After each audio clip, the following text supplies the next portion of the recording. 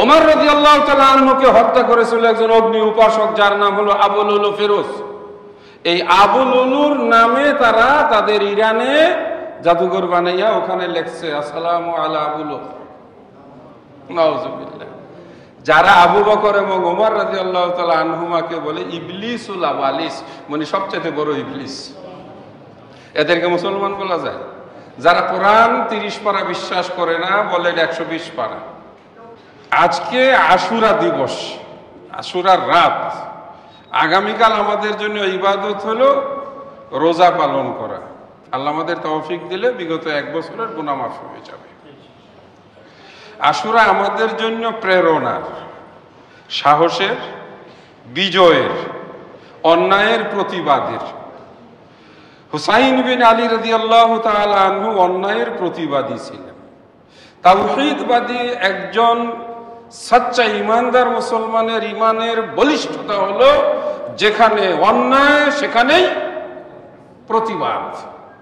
এই প্রতিবাদের আমরা উজ্জ্বল দৃষ্টান্ত দেখেছি নবী মূসা আলাইহিস সালাতু ওয়াস সালাম। দুর্দমনীয়, পরাক্রান্ত, ভয়ঙ্কর এই পৃথিবীতে যার চাইতে এত নির্মম নিষ্ঠুর কোন বাদশাহ দ্বিতীয় আসে নাই। চেঙ্গিস খানও না। যে চেঙ্গিস খান 4 ভাগের 1 ভাগ মানুষ পৃথিবীর, তার সময় 4 কোটি মানুষ ছিল। চেঙ্গিস খান খুন করেছিল কত? 1 কোটি মানুষ। তার চাইতেও ভয়ঙ্কর ছিল ফেরাউন। এই ফেরাউনের তার খুদাই দাবি, নিষ্ঠুরতা, নির্মমতা প্রতিবাদ করেছিলেন কে? তাওহীদি চেতনার বলিষ্ঠ ব্যক্তি মূসা আলাইহিস সালাতু ওয়াস সালাম। ইব্রাহিম আলাইহিস সালাম প্রতিবাদী ছিলেন নমরুদের। মুহাম্মদুর রাসূলুল্লাহ সাল্লাল্লাহু আলাইহি ওয়াসাল্লাম প্রতিবাদী ছিলেন আরবের মুশরিক কাফের বেঈমানদের। আর মুসলমানেরা সেই জন্য অন্যায়ের প্রতিবাদকারী। হুসাইন বিন আলী রাদিয়াল্লাহু তাআলা আনহু রাসূলের দৌহিত্র নাতি, তিনিও প্রতিবাদী ছিলেন সেই সময়ের অন্যায়ের। অথচ সেটাকে কোন পর্যায়ে নিয়ে গেছে? আমরা কিন্তু স্যারের, আমাদের সভাপতি মহোদয়ের বক্তৃতায় কি জানলাম? শিয়াদের আকীদা বাতিল। তারা আলী রাদিয়াল্লাহু তাআলা আনহুকে খোদা বলে, আল্লাহ বলে। নাউজুবিল্লাহ। উপরে আলী, আল্লাহ আলীও আল্লাহর একটা নামও আছে, বলে উপরের আল্লাহ আলীও, নিচে আলী নাম ধারণ করে পৃথিবীতে এসেছে। জিব্রাইল ভুল করে প্রফেট মুহাম্মদ সাল্লাল্লাহু আলাইহি সাল্লামের কাছে কোরআন পৌঁছিয়ে দিয়েছে। এরা মুসলমান। ওমর রাদিয়াল্লাহু তাআলা আনহুকে হত্যা করেছিল একজন অগ্নি উপাসক, যার নাম হলো আবু লুলু ফিরোজ। এই আবু লুলুর নামে তারা তাদের ইরানে জাদুঘর বানাইয়া ওখানে লেখছে আসসালামু আলা আবু লুলু। নাউজুবিল্লাহ। যারা আবু বকর এবং ওমর রাদিয়াল্লাহু তাআলা আনহুমাকে বলে ইবলিসুল আওয়ালিস, মানে সবচেয়ে বড় ইবলিস, এদেরকে মুসলমান বলা যায়। যারা কোরআন 30 পারা বিশ্বাস করে না, বলে 120 পারা। নাউজুবিল্লাহ। যাদের নামাজ আলাদা, আমরা পড়ি 5 ওয়াক্ত, তারা পড়ে 3 ওয়াক্ত। যারা নামাজের সময় সামনে সেজদার জায়গায় এরকম একটা মাটির বাটি রাখে, ওদের ওযু আলাদা। আপনারা কি কেউ ইউটিউবে দেখেছেন ওদের ওযু? আমি দেখছি। ওদের ইকামত আলাদা। ওরা নামাজের মধ্যে একেবারে কলা গাছের মতো দাঁড়ায় থাকে, হাত টাত বাঁধে না। ওরা সূরা কেরাত ঠিক মতো পড়ে না। আপনারা কি জানেন, এই যে ইমাম সাহেব নামাজ পড়ার সময় এই জায়গায় একজন সুদর্শন যুবক দাঁড় করায় রাখে, ওইটাকে ওরা ক্ষুধা মনে করে ওর দিকে তাকাইয়া নামাজ আদায় করে।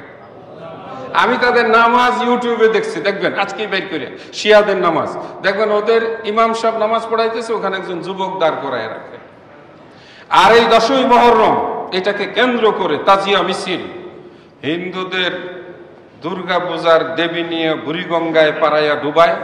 এদের তাজিয়া মিছিলের ওই কল্পিত কবর যেটা বানাইয়ার হাই হুসেন করে, এরাও নিয়ে পাড়াইয়া বুড়িগঙ্গায় ডুবায়। কি বুঝলেন? ওরা মূর্তি ডুবায়, এরা কবর ডুবায়। মুসলমান বলা যায়? আমরা আবেগী হয়েছি, কারণ আমরা যখন দেখি যে আরে মিসাইল মারতেছে। মধ্যপ্রাচ্যে যদি ইহুদি রাষ্ট্র বিজয়ী হয়, মুসলমান নিশ্চিহ্ন হবে। মধ্যপ্রাচ্যে যদি শিয়া রাষ্ট্র বিজয়ী হয়, তাহলে আমরা মক্কা মদিনা হারাবো। কি বুঝলেন? আমরা আছি বড় কঠিন অবস্থায়। বাঁচার পর তাওহীদি চেতনায়। এই প্রসঙ্গের কথা শেষ। আল্লাহ আমাদেরকে এই ধরনের বিভ্রান্তি থেকে বাঁচিয়ে রাখুন। যুবকরা এগিয়ে যাবে, যুবকদের মাধ্যমে আমাদের সমাজে তাওহীদ প্রতিষ্ঠিত হবে। পুরাতন ঢাকা সহ এই যে ঢাকায় বহু রকমের শিরিক বিদআত এবং এই শিয়া আচরণ আমাদের সমাজে প্রচলিত ছিল।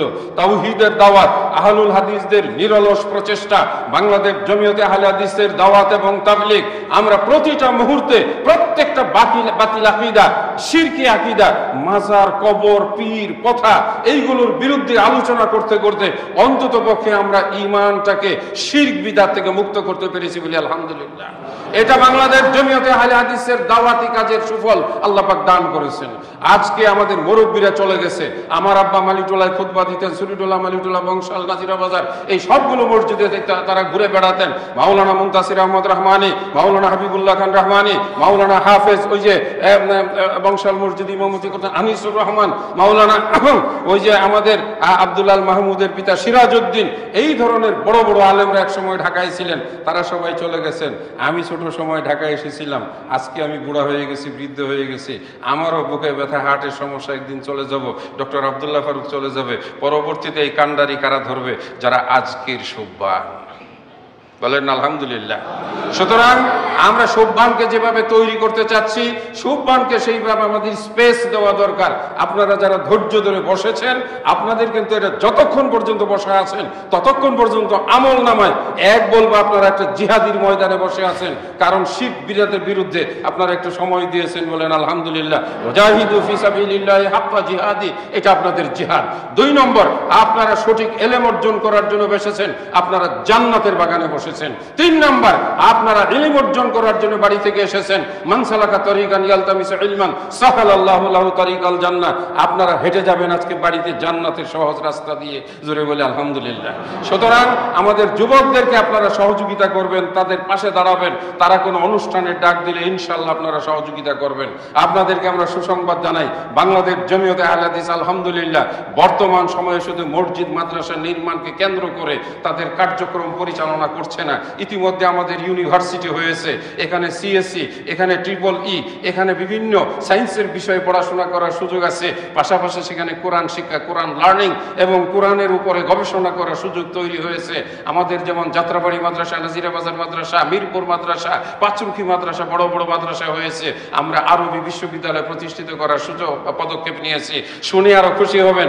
আমরা মানবতার সেবায় এবার বাংলাদেশ জমিয়তে আহলে হাদিস মানে আপনাদেরকে নিয়ে আরো কিছু কর্মসূচি হাতে নিয়েছে। সেটা হলো আমরা হাসপাতাল প্রতিষ্ঠিত করব। আচ্ছা, আপনারা সিঙ্গাপুর নামে দেশটা চিনেন? ওদের লোক সংখ্যা কয়শো কোটি? 1 কোটি হবে না। সিঙ্গাপুরের লোক সংখ্যা 1 কোটি না, কিন্তু তাদের হাসপাতালে আমাদের দেশের বড় বড় নেতারা, রাষ্ট্রপতিরা চিকিৎসার জন্য যায়। আচ্ছা, আমরা যে ইসরায়েলের কথা বলি, ওদের লোক সংখ্যা কত বলতে পারবেন? অনলি 70 লাখ, 70 লাখ মানুষ। ওদের হাসপাতাল আছে? ওদের কি নাই বলেন? আমরা বাংলাদেশে আহলে হাদিস 4 কোটি, আমাদের হাসপাতাল আছে?